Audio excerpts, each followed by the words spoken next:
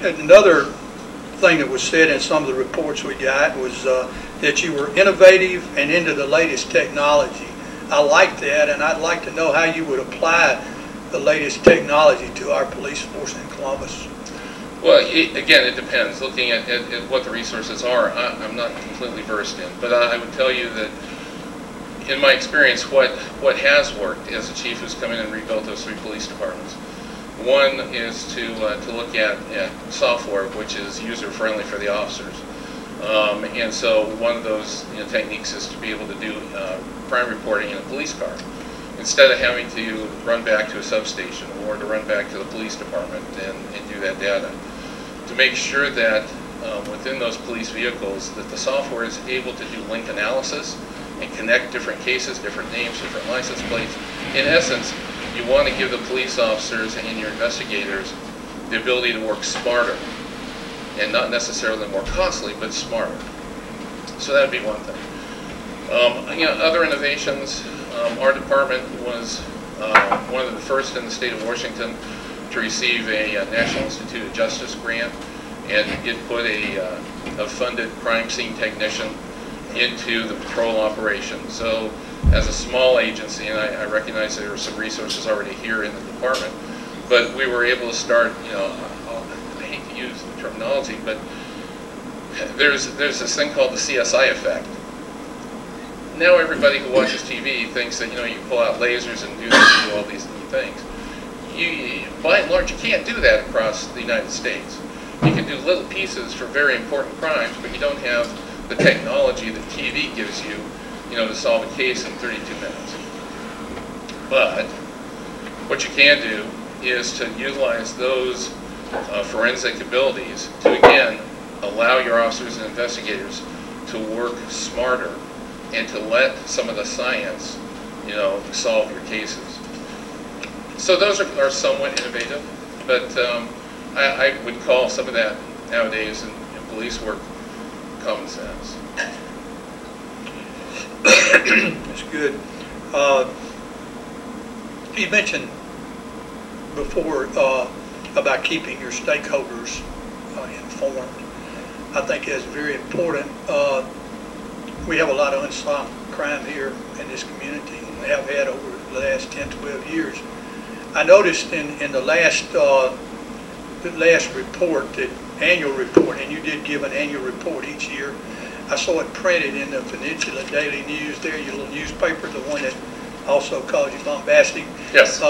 But in that report, it looked to me like you had sort of pretty much the last year creeping crime rate. It was really on the rise, and it appeared that a lot of the things perhaps were just like we are, unsolved. Can you speak to that a little bit? Yeah, I can. And there's 2 different documents. I'm not sure which one you may be talking about, but we started putting a quarterly insert into the weekly paper that was delivered citywide. And that was informational. It talked about programs, outreach, crime prevention, what the police department was doing, things that were happening, crime prevention fair, those things. Then every year we put together a multi-page annual report. That's the one I okay. And what we were saying was that there was a shift in what was happening. Number one, the good thing is I can say this, Chief, every year there was a reduction in crime. Great, we got to the point where we were the safest community on the Olympic Peninsula in the 2-county area.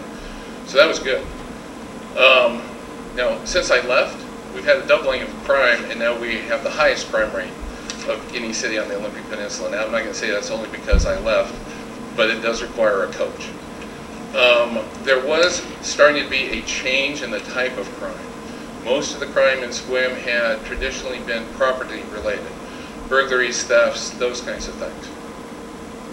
What was changing was that as the community was evolving, and Sequim became the retail trade center for about a 100-mile radius. All the big box stores came into town. There was a increase in some crime that was, I guess you could say, as you start bringing in tens of thousands of people into your town to shop, well, there are, people start crashing into each other, people start stealing from each other, and we did start to see that. What we were able to continue, I think, to stay ahead of is that we were able to maintain the visibility of the police department, and by making sure that we had officers in cars, having those resources I talked about before, being able to not have to be sitting in a police station for hours doing work. And our ability to close cases continued to rate very high. It was twice the national average. So even though we started to see a change in crime, we were still effective in getting to the root cause and killing it. Some of us believe that there's not really a crime problem, that there's a drug problem. Do you agree with that? Yeah. Where SQUIM is, and also in a couple of the other cities I was at, in different locations, in SQUIM's position, we're an international port of entry. Right across the water from us is Victoria, British Columbia. And so there is some importation of narcotics. We have a marina, which is run by the Port District. It's the John Wayne Marina. John Wayne actually donated the land to the marina back in the 70s. He used to fish. He owns, his family still owns property in SQUIM. One of the first things when I became chief is we were making narcotics interdiction in the John Wayne Marina. I found that extremely frustrating and offensive personally, just because. Now to step back from that, we were able to put together a 2-county narcotics task force. We've been able to fund that with federal grants and with drug seizures. We've been able to lobby the federal government for additional Border Patrol assets, and consequently, I think it's safe to say the importation of narcotics has dropped significantly in the past 5 to 6 years because of, again, those are partnerships. It's not any one person, any one agency. It is the ability to develop partnerships to squeeze the effectiveness of your resources. Thank you. Councilman Stewart, fine, how you doing? My first question will be, have you ever had a time when you had to discharge with your supervisor or supervisor superior, and B, would how did you approach the situation, and the next one was tell us what the outcome. Okay, and that would be discharging one of my subordinates? Right. Yeah, I have. You know, that's the unfortunate part, you know, being the boss. At the end of the day, you know, the buck stops with you. Right. And again, I think as I grew up as a young patrol officer and supervisor, I was really into training. I became a training officer, and I was a defensive tactics instructor and a firearms instructor, and, you know, blah, blah, blah, blah, all those things. And what I think that infused in me was that I truly believed everybody could be successful if you give that individual all the opportunities and the training and the guidance that you can. Why wouldn't they be successful? And let me share with you 2 different examples of having to discharge somebody. One, early in my career as a field training officer, critical position within any department. You're training the next generation of police officers as they come out of the police academy, making sure they're getting off to a good start. That's kind of where, you know, that's going to be the best that they're going to be doing their police work as a foundation. So you want to make sure they have a good foundation. I worked with this young officer for hours and hours, and we went over manuals and, you know, and examples, and I tried to push him, you know, to do things correctly, but it just wasn't working. And he was a nice guy, you know, and so at the end of the 12-week training period, and, you know, every week you sit down and you counsel and you give direction and you're documenting all this. And so it was at the end of the 12 weeks. So, you know, I'm meeting with the lieutenant. It's kind of like a board, yeah. And I had to recommend termination. And I have to tell you, I never ate so many Tums in anticipation of that meeting, because I really liked this employee as a person. he was not cut out to be a police officer. So I laid out all of the information to the board and, you know, all the counseling that we had done, and, you know, the officer's right there.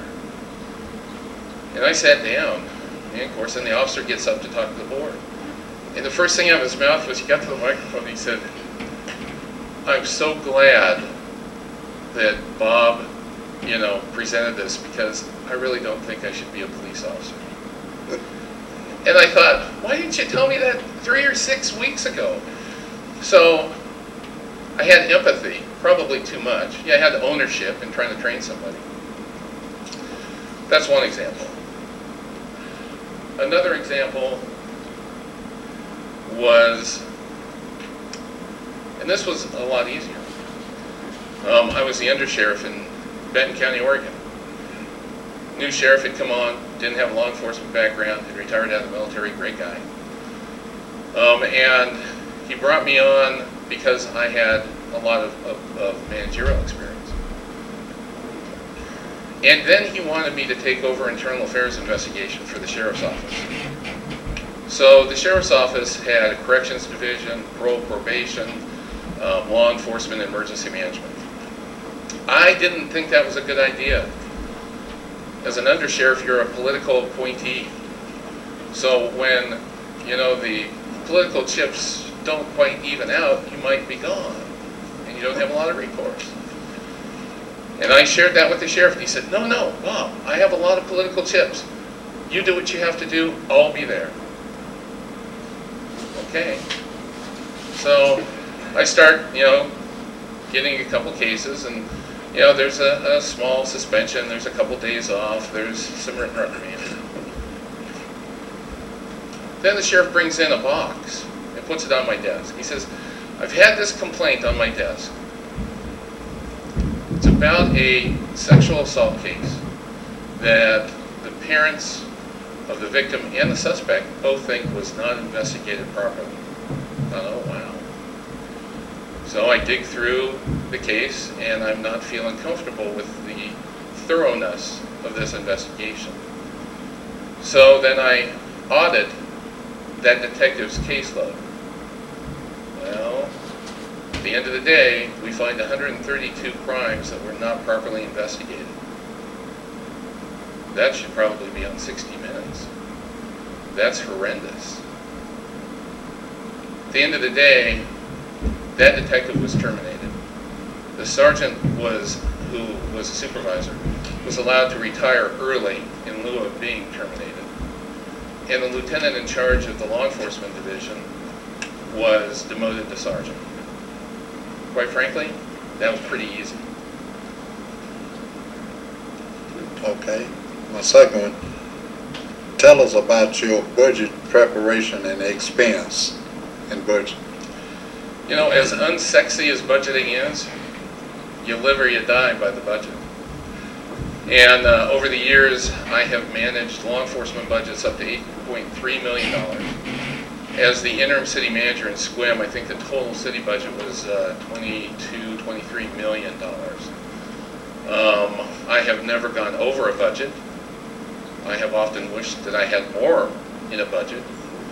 And I have also converted budgets from strictly line item budgeting to program-based budgeting, which I feel much more comfortable with. And the reason I do is because lots of times when you have a police budget and you go, ooh, $5.3 million, that's a lot of money. Well, you might be able to cut that, or maybe that's too big. Don't know, maybe it is, maybe it isn't. How do you know? Well, I think the way that you know is you break that $5.3 million into identifiable programs. What's it really cost for patrol? What's it really cost for investigations? What does it cost for community outreach and crime prevention? Identify those in workable segments. And then if you want to cut or you want to add, you can be very, very specific to what those are. And if you're using program-based budgeting and you've got your list, your roadmap, your goals for the year, well then you can plug that into your program-based budgeting and say, this is what this money is going to purchase at the end of the year. We're going to be able to handle so many cases. We're going to be able to do whatever it is that you've set up in that budget.